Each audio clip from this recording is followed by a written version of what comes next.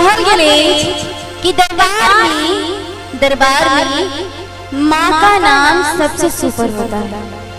दरबार में माँ का नाम सबसे सुपर होता है और माँ उन्हीं की सुनती है जिनका दोनों हाथ ऊपर होता है। तो कौन से माँ के भक्त हाथ उठाएंगे? मैं तो हूँ। कौन से माँ के भक्त प्यार से हाथ उठाएंगे? बरसा के दरबार की मैया जी की प्यार की जय हो। क्या बात है। आओ एक क्या एक बार